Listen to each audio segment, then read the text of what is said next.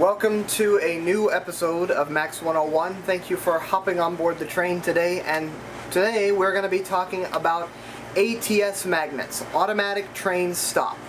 So what is an ATS magnet? Well, it's a magnet found in the rails all throughout the system. These kind of magnets are a very highly important safety feature along the system. Basically what happens is these magnets will generate a magnetic field that is picked up by the train. And if there is a magnetic field generated from this, the train responds to it by immediately applying the brakes automatically and coming to a stop. This is all automatic. If the train magnets are active, then it will bring the train to a stop.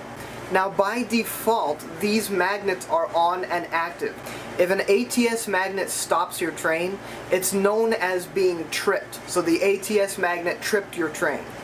So if you pass a signal and then you are tripped by the magnet, you will have to call into control and let them know that you tripped the magnet and that you need permission to bypass the signal. Now I've made videos on ABS signals in the past. It's video number 5 if you'd like to watch it. And from there, each signal has a magnet in it. You have your signal posted and then there's a magnet right after it. So each signal along the alignment has a magnet. So that's a lot of magnets and that's a lot of signals. And all of these are protected. So if at any time you cross one of these signals and it's red, the magnet will stop your train. Now if the signal is yellow or green, then the magnetic field from the magnet shuts off and it allows the train to pass over it untouched. So this makes it impossible, physically impossible, for a train to run a red light. Even if you tried, you'll get tripped by the magnet. By the way, if you do this, it is a rule violation and you will get yelled at and chewed out for this, so don't do it. You will lose your job if you run a red light more than I think 3 times. Now when bypassing a signal, what has to happen is you need to pull the train back before the signal that you just ran. But drivers are not allowed to operate trains in reverse for any reason. So that means the train driver must get out of his train, move to the back car and go into the trailing car cab and pull the train back into the station or wherever you were, get out of the driver cab and go back into the front driver cab and either wait for the signal to change or select the signal, just as I've kind of been talking about before, where you can select signals on the alignment. We're going to get into that more later about selecting signals and stuff, but yeah, depending on the kind of signal that you're stuck at, you either wait for it to change to yellow or green, or you call the signal.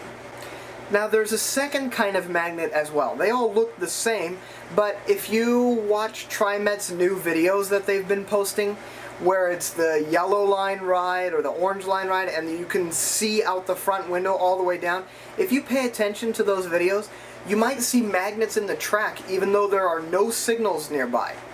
So what's the point of those magnets? Well, they are to enforce speed restrictions. It is possible to speed on the system, and it is also a rule violation. Make sure you don't speed in areas where there is a speed magnet. So basically what these things do is it monitors how long it takes you to get from one point to the magnet itself. If you're going even 1 mile an hour too fast through that area, then the magnet will stop your train. So there's something in the rail called a pickup. This is where it begins to record how long your train goes from the pickup to the magnet. So if we're going to set an example here, let's say there's a speed restrictive area of track with a speed limit of 20 miles an hour.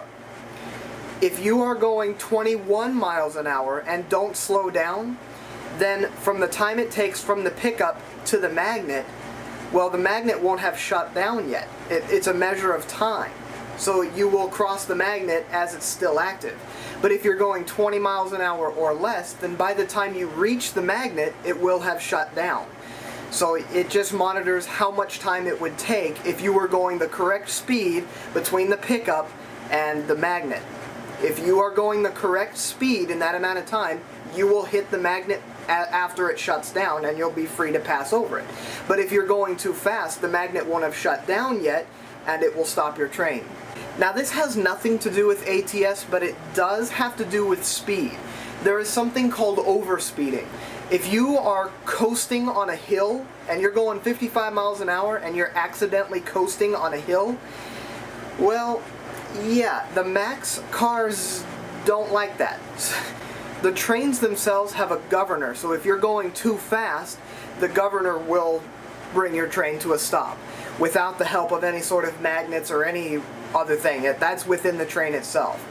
On the Type 2s on, that speed is at about 58 miles an hour, so if you're going 58, 59 miles an hour and you keep speeding up while going down a hill or whatever, then the governor will kick in and it will stop your train. It will bring you from an irreversible stop. You have no choice but to let it come all the way to a stop.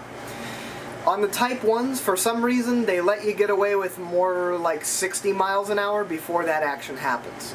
Now I'm going to talk a little more about this on the next episode, but there are specific modes in the train that allow you to not go above a certain speed. So if you're coasting down a hill, you can hold the train at 55 miles an hour and have it not go any faster. But it's very easy to accidentally be coasting down the hill and to be shooting down the hill and picking up more speed. So this is not a rule violation, but you still need to avoid doing so because having the train coming to a stop is very rough for the passengers. So just make sure you don't do that. So what, as a driver, would you do if you were caught at an overspeed? Well, you kind of just let it happen. You let the train come all the way to a stop, you ring the bell, and then you proceed forward again. It's not a rule violation, you do not have to radio that in, but if you are tripped by a magnet, then you will have to call that in.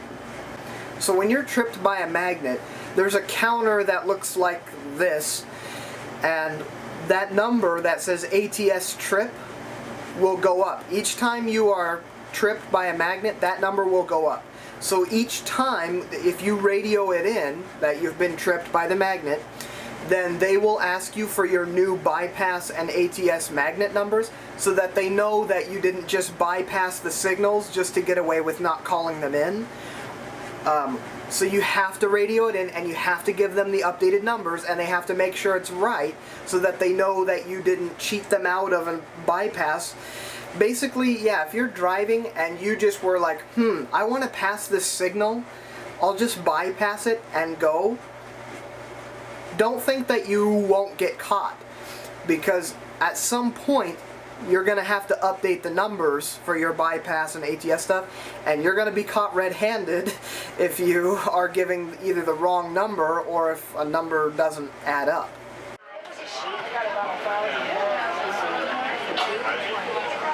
Station stops on a bridge.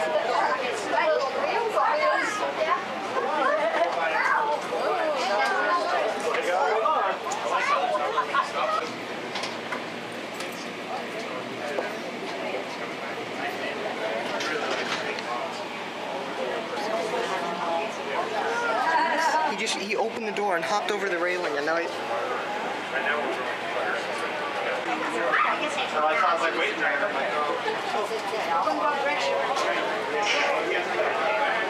What? Why are we going this way? Wait a minute, I want to go the other direction. I'm jumping off. You're seeing ladies jump out the window watch. I didn't want to have to look in the direction. I'll be the first.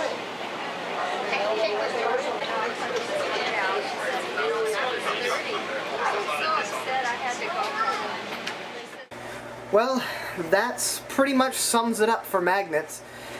These are not just used on the MAX system, they are used in a few areas on the streetcar system as well. And there are even areas of paved rail where it looks a little bit different.